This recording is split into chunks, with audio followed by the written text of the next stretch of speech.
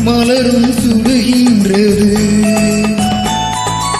எனது கைகள் மீட்டும் போது வீணை அழுகின்றது.